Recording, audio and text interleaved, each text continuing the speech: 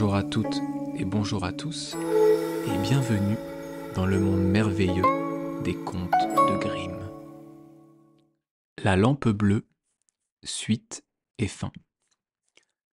Lorsque minuit sonna, la porte s'ouvrit et le génie amena la princesse à l'intérieur.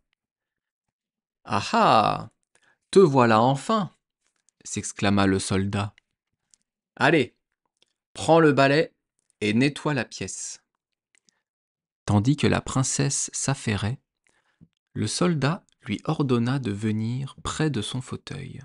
Il s'allongea les jambes et dit : « Enlève-moi mes bottes !» La princesse dut les lui enlever, les nettoyer et les faire briller. Elle fit tout ce qu'il lui ordonna, sans opposition, muette et les yeux mi-clos. Au premier chant du coq, le génie ramena la princesse dans son lit, au château. Le lendemain matin, lorsque la princesse se leva, elle alla voir son père et lui raconta qu'elle avait fait un étrange rêve.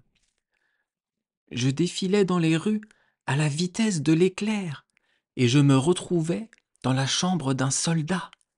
J'étais sa servante et devais faire toutes sortes de travaux ménagers.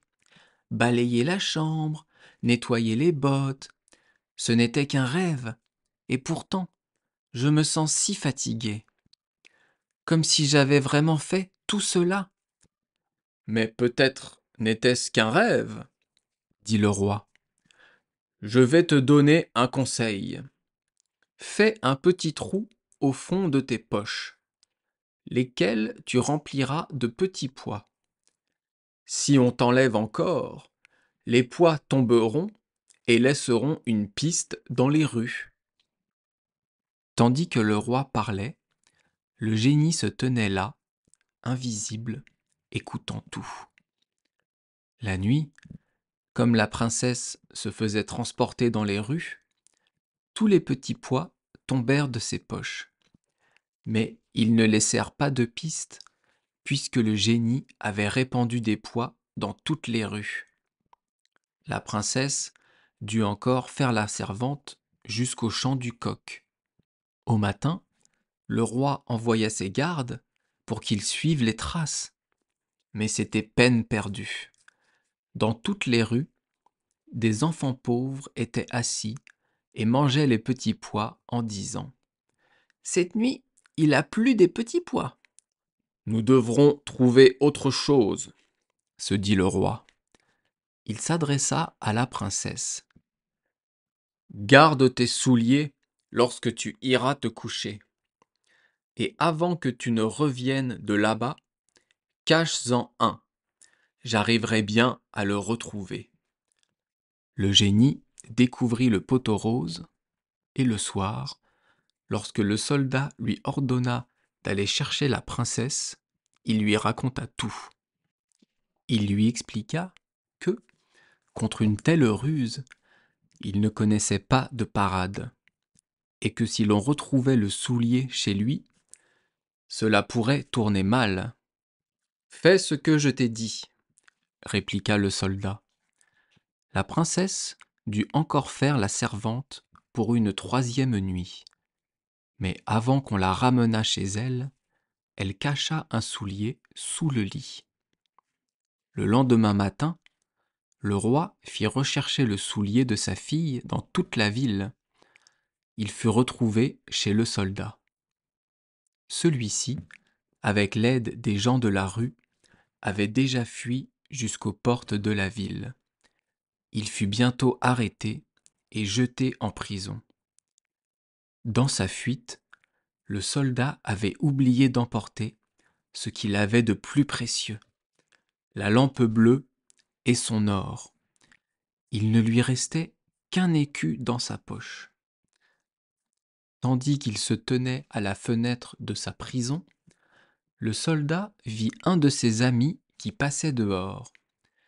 Il frappa à la fenêtre pour le faire s'approcher de lui et dit : « Sois bon et rapporte-moi le baluchon que j'ai laissé à l'auberge.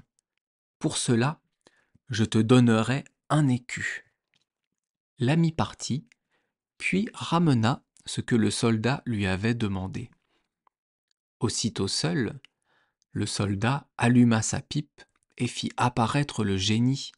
« Sois sans crainte, » dit le génie à son maître. « Va là où ils t'emmèneront, laisse faire les choses, et n'oublie pas d'apporter la lampe bleue. » Le jour suivant, on tint un procès contre le soldat, et bien qu'il n'eût rien fait de bien méchant, le juge le condamna à mort.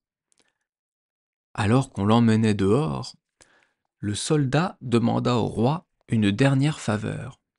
« Quelle est-elle ? » demanda le roi. « J'aimerais pouvoir fumer ma pipe sur le chemin de la potence. »« Tu peux la fumer, » répondit le roi, « et 3 fois plutôt qu'1, mais ne va surtout pas croire que je te laisserai la vie sauve. » Alors, le soldat sortit sa pipe et l'alluma à l'aide de la lampe bleue. Et à peine 2 ronds de fumée s'étaient-ils envolés que, déjà, le génie se tenait là, un gourdin à la main. Il dit : « Que désires-tu, mon maître ? » ?»« Donne une bonne raclée au juge de mauvaise foi et à ses sbires, et n'épargne pas le roi, il m'a fait tellement de tort. » Le génie partit comme l'éclair, et pif et paf, il frappa çà et là. Et tous ceux qu'il frappait de son gourdin s'effondraient immédiatement sur le sol et n'osaient plus bouger. Le roi, tout effrayé, se mit à supplier qu'on l'épargnât. Pour qu'on lui laisse la vie sauve, il céda tout son royaume au soldat et lui donna à marier sa fille, la princesse